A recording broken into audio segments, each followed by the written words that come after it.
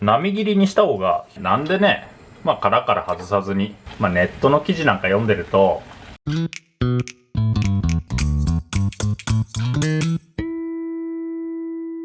煮アワビの作り方ということで、今日はこれね、黒アワビと呼ばれる種類のアワビなんですけど、黒アワビを使って煮貝をね作っていきたいと思います。アワビのね動画は何度か出しているので、これね最初の工程はいつもと一緒で、このこすって表面の汚れを落とします。アワビもね、流通するアワビは黒とエゾアワビとメガイとマダカと大体4種類あるんですけれど、今回はこれね京都の舞鶴の、黒アワビですね。こちらを使って煮貝を作っていきたいと思います。こんな感じでね、表面こすって、で、アワビってねここで岩場にくっつくので、この面にね砂だとか小石が残っている場合が多いので、この面をよく掃除してたら、ここのね際にこう指を入れて、このね貝殻に隠れている部分をこすります。こするとアワビってね、物さえ良ければ結構硬くなるんで、なかなかねここに指入れづらいと思うんですけれど、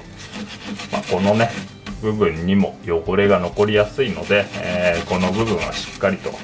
こすってくださいと。今度は、この貝殻もこすります。人によってはねこれね、貝殻から外して煮る人もいるんですけれど、僕の場合はねこれ貝殻ごと火にかけてしまうので、その場合はこの貝殻もよく、洗って汚れを落としてくださいと。全体し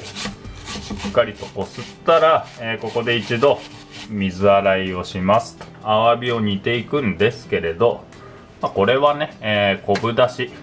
水に昆布入れて数時間戻したものに、アワビを加えますと。そこにねこれは酒ですね。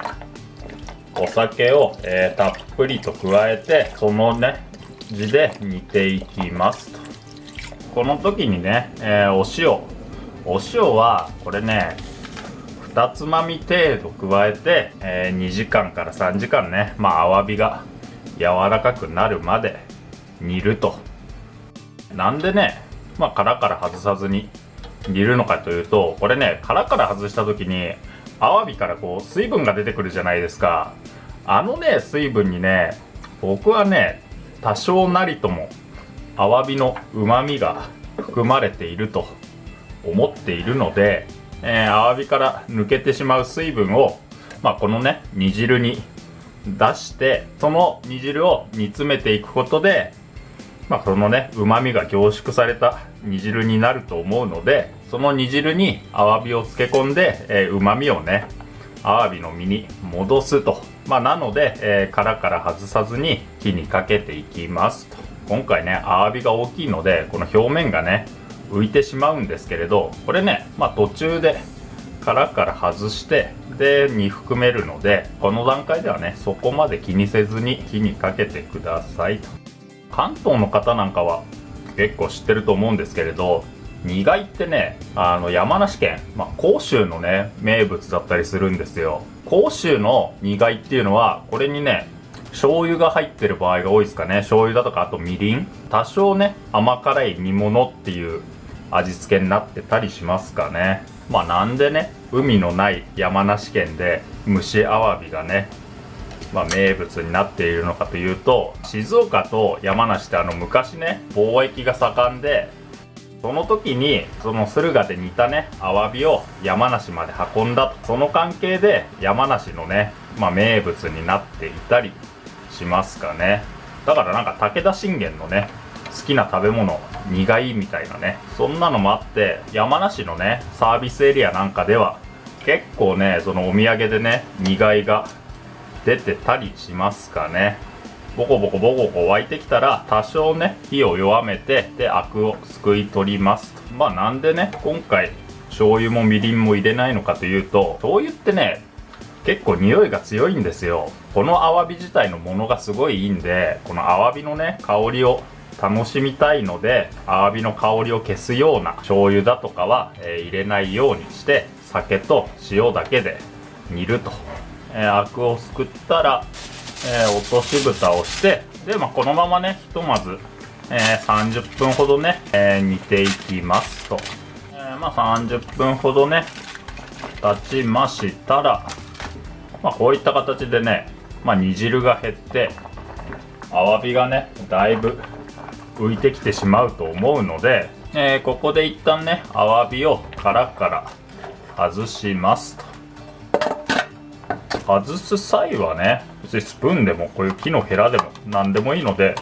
このね貝柱こすれば簡単に外れるかと思いますんで、そうしたら、こっちのね煮汁にアワビを戻し入れて、しっかりと柔らかくなるまで火にかけていきますと。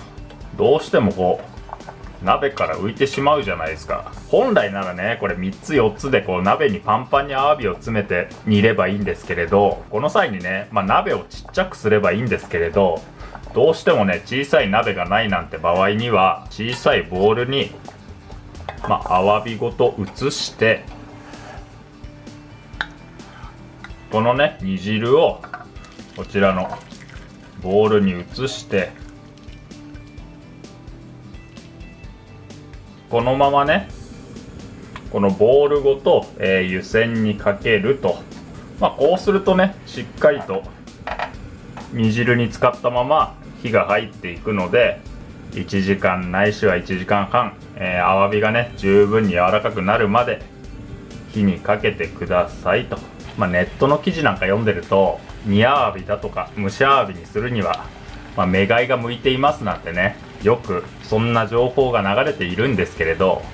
そんなのはね所詮ネットの情報で、そもそもね、この大きさでなおかつね鮮度のいい黒アワビなんてめったにね手にする機会がないと思うんで、これはねぜひ一度食べてから判断していただきたいなと思ってまして、物のいいね黒アワビをこうやって加熱した時のこの香りだとか食感はね、僕はねものすごい美味しいと思うので、メガイだから加熱に向いているとか、黒アワビだから加熱に向いていないとか、そういう感じでね決めつけるのではなく、もちろんね黒アワビで小さくて鮮度が悪いものね、いくら煮ても柔らかくならないですし、メガイだってねもう上がりかけのものを煮れば全然香りもなくて食感も柔らかくならないですし、だから結構ねアワビってね個体差が大きいので、この回はこういう風に調理しましょうなんてね、そんなにね単純なものでもない気はしますかね。これね湯煎にかけてから、今でねだいたい1時間半ぐらいですかね。だから都合で2時間ぐらい火にかけたんですけれど、そしたらこうね串を刺してみて入るようなら、煮アワビね完成でございますと。火にかけるのはここまでなんですけれど、そしたらここからね、この状態で、ラップをして一晩置いて、こうねじっくりとこの出汁と塩気をアワビに含ませますと。一晩漬け込んだんですけれど、食べるときはね、僕はねこれね軽く温めた方が美味しいと思っているので、食べる直前にね、一度